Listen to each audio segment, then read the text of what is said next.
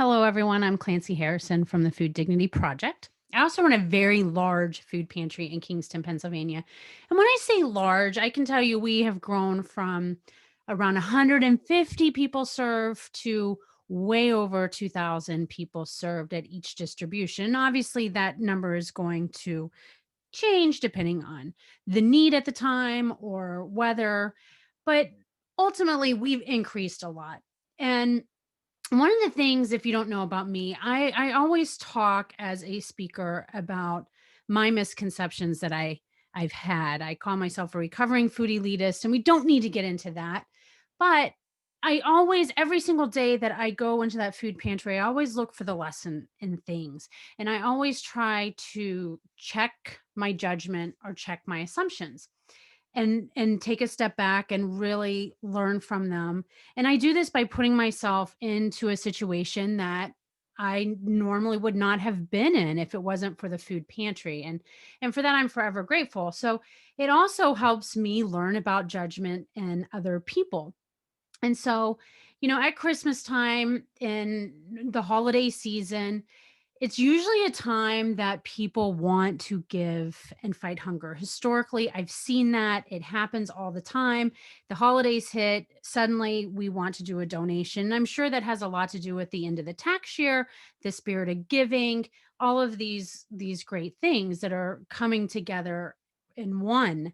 But I also just want to point out that hunger is 365 days a year. There's not a hunger season like there's a holiday season, so just keep that in mind. And I know, with all respect, everyone gives with the best intention, but we do need more donations and help after the holiday season.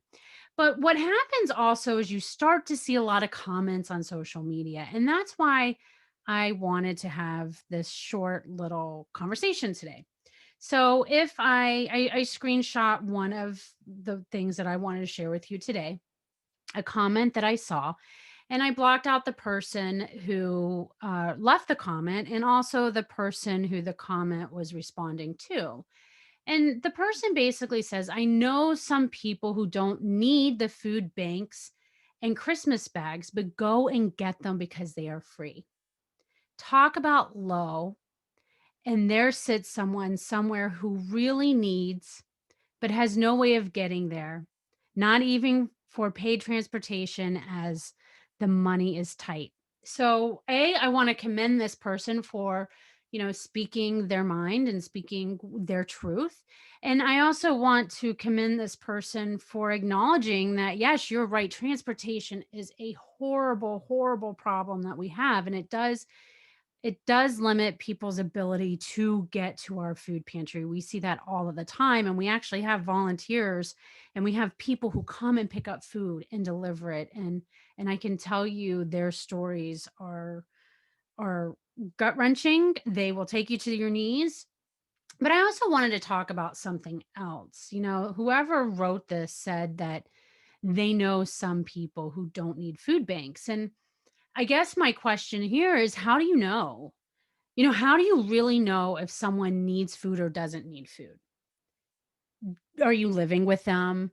Do you drive in their car? Do you eat dinner with them at night? Do you hear their struggles?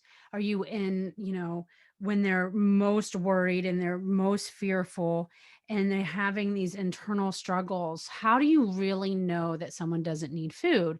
Are you basing that off of the type of car they're driving? Are you basing that off their job?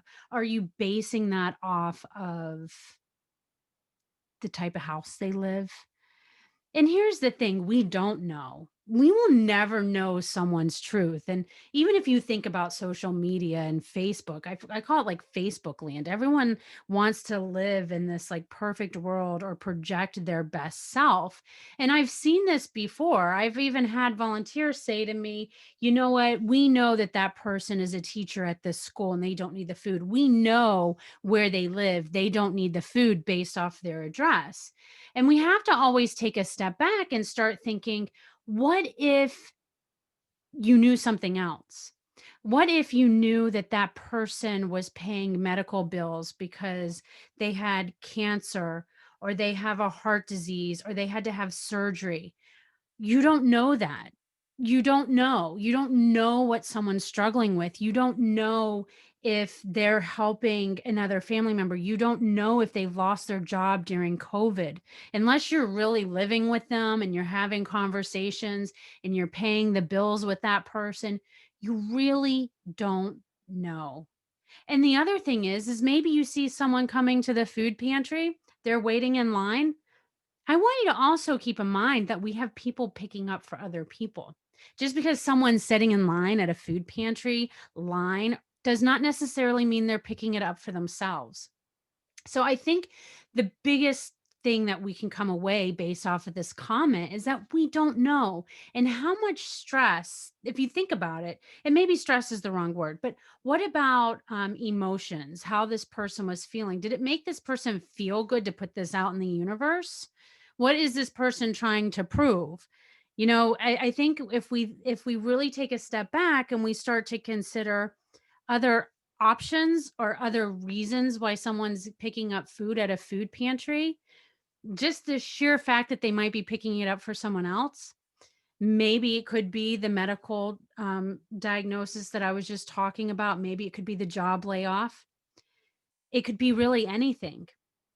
But when we can think about it in a way that we don't cast judgment and we know that everyone is doing the best that they can with their circumstances, then I think that helps us be more at peace with our own mind, less stress, less aggravated, less negative emotions that we're carrying on towards other people. And there could be nothing more healthy than to be able to think about things in terms of this way. And I hope that that makes sense. And I hope that I can leave you with that idea is that you really don't know, and it's not your place to judge. It's really not your place to judge. And if anything, if sometimes if you're going to have these negative feelings, keeping them to yourself is actually a help instead of putting it out there. Because when I see stuff like this, if I was someone who may need help, this might keep me from going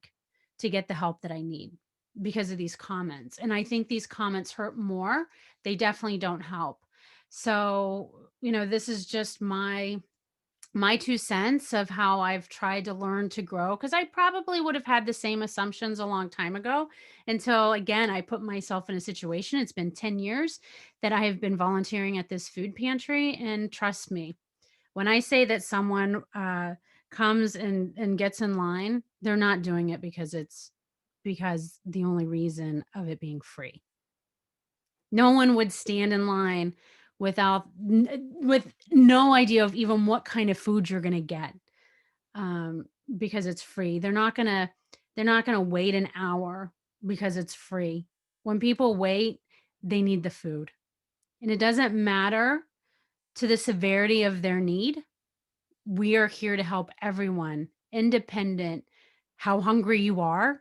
If you need help, all I'm saying is please come and ask for the help. We're here to serve you. We're the Al Beach Westside Food Pantry in Kingston. And again, let's try to keep these comments to ourselves or put ourselves in situations where we can learn versus putting negative energy out into the universe. And with that, this is one comment. I have many more that I will probably do these short little tidbits on how we can reassess what someone's saying. So thank you. And I hope you have a wonderful, wonderful day.